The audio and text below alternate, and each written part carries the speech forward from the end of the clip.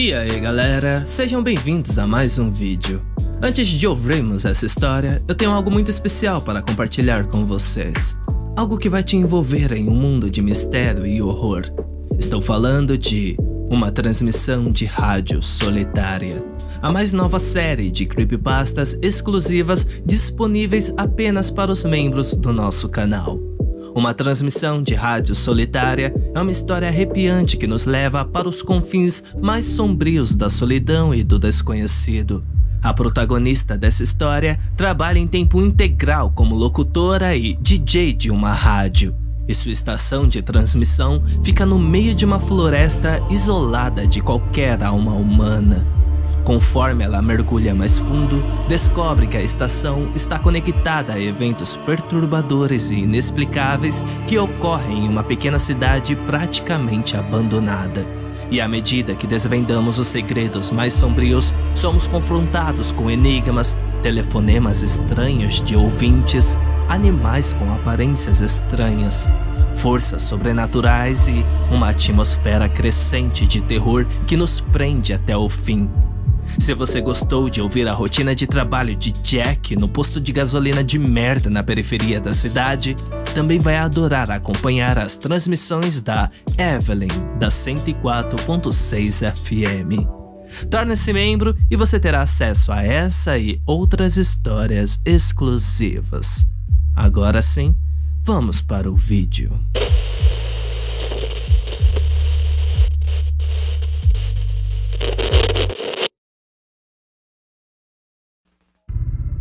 Meu pai me contou uma história uma vez. Eu nunca vou esquecê-la por alguns motivos. Acho que foi a primeira história que ele me contou quando criança. É também a história de como meu avô morreu. Mas honestamente não é esse o motivo. Você ouve histórias na TV, ou às vezes você ouve algo em algum lugar público. As pessoas falam sobre fantasmas e alienígenas, e você pensa consigo mesmo, isso não é real. Eles estão inventando, ou estão enganados, ou estão loucos, ou algo assim. Você simplesmente não pode acreditar. Até que algo aconteça. Algo que une tudo. Conecta os pontos de uma forma que você nunca pensou antes. Talvez aconteça com você. Talvez você ouça a mesma história repetidas vezes acontecendo com pessoas diferentes. Não demora muito para o mundo se tornar muito menor do que você pensava. Como eu disse, é uma história que meu pai me contou, mas nunca acreditei, embora ele jurasse que era verdade. Foi só quando comecei a navegar na internet que comecei a acreditar. Comecei a ouvir outras histórias iguais a que meu pai me contava. Não demorei muito para acreditar no The Rake. Mas não era assim que meu pai o chamava, é claro. Ele nunca usou a internet em sua vida. Ele não saberia o que o consenso levou para nomeá-la. Quando ele escolheu chamá-lo de algo diferente de isso, ou aquela coisa, ou a criatura, ele o chamou de Skinwalker. Depois de um antigo conto navajo que seu avô lhe contou. Mas vou contar a história exatamente do jeito que ele me contou. Certa noite estávamos caçando, ele me dizia. Coiotes, nós os mataríamos por 50 pratas a pele. Eles moravam em uma fazenda de gado leiteiro em Ohio. Os coiotes estavam matando os bezerros. Fazíamos isso todas as noites porque precisávamos do dinheiro. Às vezes, quando estávamos fora, achávamos um cervo e o matávamos. Nosso senhorio não se importava. Isso poderia alimentar nossa família por algumas noites e economizar algum dinheiro. De alguma forma, terminamos de fazer nossas rondas e voltamos para casa. Caminhando porque não tínhamos carro ou quadriciclo naquela época. Cortávamos por dentro da floresta. Foi quando descobrimos isso. Sangue por toda parte, salpicado nas árvores, na grama, no riacho, em todos os lugares. A princípio, pensamos que era um bando de coiote. Já tínhamos visto isso algumas vezes. Eles não podem vasculhar e começar a caçar veados ou gado. O pior foi quando eles cruzaram com cães selvagens. Mas isso não era assim. Veja, quando uma matilha de cães ou lobos ou coiotes atacam alguma coisa, eles fazem isso direito. Eles pegam um que é fraco ou doente ou velho ou apenas pequeno. Eles vão caçá-lo, atraí-lo para um canto, algum lugar onde não podem sair. E eles vão correr direto para o maior, o alfa. E aquele cervo nunca verá aquele alfa. Ele pode ouvi-lo, mas não o verá. Ele apenas notará que sua garganta sumiu e então cairá morto. É rápido e limpo. Não foi isso que aconteceu aqui. Algo tinha corrido para o covil de veados. Os coiotes não atacam uma toca. Os lobos também não, porque eles brigariam demais. Eram 3, eu acho. 3 corpos. Apenas dilacerados. Você veria uma cabeça aqui, uma perna ali, um torso ali. Predadores não fazem isso. Eles não deixam restos. O que fez isso não fez por comida. Tinha feito por diversão. Mas nós não sabíamos disso. Vimos um monte de carcaças e achamos que é algo que tínhamos que cuidar. Lembro-me de meu pai me dizendo para ir para casa. Ele pensou que era uma matilha de cães selvagens. Mas eu não iria para casa. E com certeza não iria andando por 3 quilômetros na floresta sozinho com nada além de uma 22 e um canivete. Eu tinha apenas 13 anos na época, então um rifle 22 era praticamente a única arma que meu pai poderia me dar com segurança. Papai tinha a espingarda e eu não iria a lugar nenhum sem ela. Demorei um pouco para convencê-lo, mas finalmente começamos a rastrear o que quer que tenha feito isso. Também não foi difícil, apenas seguimos o sangue. Ou aquela coisa sangrou um cervo antes de fugir ou arrastou por mais de 1 milha. Não sei. Eu sei que nunca tinha visto meu pai assustado antes daquela noite. Começamos a ouvir barulhos. Já estive muitas vezes na floresta na minha vida. Já estive no mundo todo e nunca ouvi barulhos como naquela noite. Eu ouvi coisas gritando. Ouvi veados, raposas, coelhos, guaxinins e pássaros apenas assustados. Lembre-se de que talvez era entre meia-noite e 1h da manhã. Exceto as raposas e alguns pássaros, nada deveria estar acordado. Mas eles não estavam apenas acordados. Eles estavam se movendo. Eu vi bandos de pássaros naquela noite voando direto para as árvores, apenas tentando sair de lá. Chegamos em um bando de coiote. Quase atiramos em um casal, pensando que era o que estávamos procurando para nós. Mas então, vimos que eles estavam correndo em nossa direção. Eles passaram direto por nós, nem nos perceberam. Então, alguns cervos fizeram o mesmo. Depois alguns coelhos, esquilos, raposas e até alguns porcos selvagens. Essas coisas deveriam estar comendo umas às outras e a única coisa com que se importavam era em sair dali. Deveríamos ter juntado tudo. Talvez o que quer que estivéssemos rastreando não era algo que deveríamos ver e não era algo que poderíamos matar. Não sei por que não fomos para casa. Acho que estávamos curiosos. Acho que essa era a natureza do meu pai.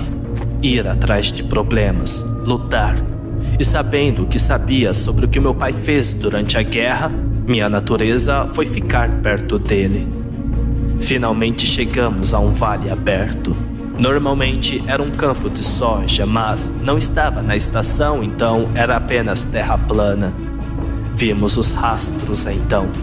Muitos dos animais que fugiam da floresta haviam pavimentado o caminho de terra. Os trilhos eram rasos. O que quer que fosse não poderia pesar mais de 50 quilos, mas isso não significava muito. Um lince, pesando apenas 18 quilos, molhado, quase arrancou minha garganta uma vez. Tudo o que isso significava é que era rápido e difícil de acertar. Então seguimos os rastros e não demoramos muito para descobrir onde estava. Há uma velha casa de escola que fica no topo de uma colina. Metade dela foi destruída por um tornado, então ninguém morava lá há muito tempo. Avistamos uma pessoa sem teto lá às vezes, ou drogados procurando um lugar seguro para se injetar. Pensamos que talvez fosse isso. Talvez fosse algum garoto doente andando chapado. Mas não pensamos isso por muito tempo. Chegamos a 50 metros e ouvimos este barulho. Um tipo de som estridente. Era meio que composto por dois sons diferentes. Um era um guincho agudo, outro era um rosnado grave. Estava fazendo os dois ao mesmo tempo. Chegamos a 20 metros e ouvimos este som. Lembro-me de ter pensado que parecia papel rasgado enquanto alguém balançava água em um balde para frente e para trás. Papai olhou para mim, se ajoelhou e sussurrou: "Eu vou ir atrás dele, porque estamos prestes a encurralá-lo. Qualquer animal vai lutar quando for encurralado, principalmente quando for um predador. Mas posso dizer pelo rastreio que é apenas um animal. Ele me diz que é provavelmente um único cão selvagem, provavelmente muito raivoso. O plano é esgueirar-se enquanto ele está comendo, atirar nele e continuar atirando até que ele não se mova mais, então cortar sua garganta. Se o animal atacar o papai, é meu trabalho atirar ou esfaqueá-lo para tirar dele. Então, ele se aproxima e estou bem atrás dele, apenas um pouco ao seu lado para que eu possa ver o que é. Eu gostaria até hoje de não ter feito isso." Ele estava debruçado sobre uma carcaça, arrancava sua carne e jogava fora e não comia. Há sangue por todo o tijolo, brilhando ao luar. Aquilo é branco pálido, parecendo humano, mas não exatamente humano. Tinha braços e pernas como um homem, mas sentava-se encurvado. Suas mãos não eram normais. Tinham dedos longos com garras na ponta. Então vemos isso e meu pai hesita. Ele não estava preparado para atirar em uma pessoa. Juro por Deus que todo o barulho acabou. Nunca ouvi um silêncio tão verdadeiro antes e nem depois disso. Mas por 2 segundos, nada fez barulho. O que tornou tudo mais alto quando aquilo virou ao redor. Deu um grito estridente e avançou no papai. Ele disparou. Acho que errou. Se ele acertou, a coisa nem se importou. Mas avançou sobre ele, rasgou partes dele. Começo a atirar com a 22 a queima-roupas, mas mal sangrou a coisa. Eu dei 5 tiros e então comecei a acertar com a coronha da arma, mas não estava se movendo. Aquilo nem registrou que eu estava lá. Ele arranhou meu pai, arrancando pedaços de sua carne. Começou com seu torso, arrancando a pele, então seu peito e depois abriu. Arrancou sua garganta, arrancou seu nariz, seus olhos. Ele escalpelou meu pai. Então começou a cavar e arrancou metade inferior de sua mandíbula, os ossinhos e aquele tubo de pescoço e então suas costelas. Não me lembro exatamente o que aconteceu, mas de alguma forma a faca de meu pai acabou no ombro daquela coisa e meu pai ficou para trás. Comecei a correr e, por Deus, corri mais rápido do que nunca corri antes ou depois. Aquilo estava me perseguindo. Acabo voltando para a floresta, em frente àquela em que estivemos. Estou indo em direção à casa de meu senhorio porque fica a 800 metros de distância.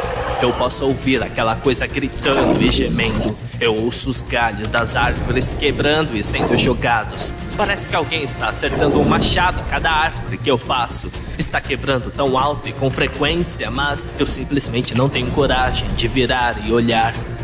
Finalmente eu tropeço no cascalho. Eu olho para cima e lá está meu senhorio e um bando de amigos dele, bebendo em volta de uma fogueira. Eu grito e choro e eles vêm. Eu estou dizendo a eles para chamar uma ambulância e ele se ergue para mim. E eu nunca vou esquecer o que ele disse. "O que é isso ali atrás?" Ele me perguntou. Assim que ele me disse isso, ele viu uma daquelas camisas de flanelas horríveis que meu pai usava em todos os lugares. Era o que restava do meu pai. A maior parte de sua cabeça, seu torso, mas nada depois da cintura. De repente ouvimos gritos. Ele me agarra e me puxa para levantar. Eu estou lutando contra ele, chorando, porque eu acho que ainda podemos salvar meu pai de alguma forma. Mas meu pai já tinha sido partido ao meio. Ele tem que me pegar e me jogar para dentro antes que eu vá com ele. Ele e seus amigos, agora estamos todos lá dentro, com as portas trancadas e preparando as armas. O proprietário está me perguntando: o que aconteceu? O que aconteceu? Mas eu simplesmente não sei o que dizer a ele. Ele juntou tudo o suficiente para entender que havia algo perigoso ali. Todas as luzes da casa estão acesas e alguém chama a polícia. Mas eles estarão lá só em 15 minutos. Olhamos para fora e o vemos passar na frente da fogueira que fizeram. Não sei o que é. Um deles diz que parece um macaco. De repente, algo entra pela janela. Atiramos nele, mas não é a coisa. É o cachorro do meu senhorio. Só o corpo, no entanto, sem cabeça e sem as pernas. Começamos a empurrar as coisas na frente das portas e janelas quando ouvimos algo na garagem. Lembro-me de um dos seus amigos dizendo que as portas estavam abertas. Ouvimos metal e vidro sendo despedaçados. Colocamos um sofá e uma TV em frente à porta da garagem. A criatura bateu e agrediu um pouco mais, mas depois ficou quieto. Não silencioso como antes. Podíamos ouvi-lo se mover um pouco, e os caras estavam conversando, certificando-se de que as armas estavam prontas. Alguém me deu uma pistola. Assim que eu engatilhei, ouvimos algo quebrar no andar de cima. Então ouvimos um guincho novamente, só que estava mais alto e não ecoou nem desapareceu, porque a coisa estava dentro. Todos nós corremos para a única porta que dava para o andar de cima e chegamos à porta onde aquela coisa estava atrás. A criatura abriu um pouco a porta e 4 ou 5 homens simplesmente se jogaram contra a porta para impedir sua passagem. Coloquei o cano bem no seu pulso e puxei o gatilho. Eu desmembrei a mão daquela coisa. Isso só o irritou, no entanto. Ele começou a empurrar aquela porta, arranhando com a outra mão restante. Estávamos de um lado empurrando o melhor que podíamos e a criatura estava do outro lado, fazendo o mesmo. Aquela madeira simplesmente não ia segurá-lo. Então, alguém nos disse para mantermos a cabeça baixa. De repente, a metade superior da porta simplesmente sumiu. Meus ouvidos estão zumbindo e há farpas por toda a parte. 2 e 3 deles acabaram de descarregar no topo daquela porta. Eu realmente não sei para onde a criatura foi depois disso. A polícia chegou lá. Eu estava grudado naquela porta no que restava dela. O sol já havia nascido antes que eles me tirassem dela. Eles me colocaram em um hospital por um tempo. Muitas pessoas tentaram falar comigo, mas eu não respondi por muito tempo. Quando voltei para casa, consegui um emprego com meu senhorio, trabalhando na fazenda. Não conversamos muito sobre aquela coisa, mas me alistei no exército quando tive 19 anos e ele juntou-se a mim para beber um pouco de uísque como despedida. Perguntei a ele, na hora, o que a polícia disse a ele. A história que eles contaram era que um animal selvagem, provavelmente um lobo ou talvez um urso, que havia migrado para o norte. Eu perguntei a ele como eles poderiam dizer isso quando aquilo tinha uma mão quase humana. Ele olhou para mim atordoado. Ele me disse que a mão nunca conseguiu voltar para a delegacia.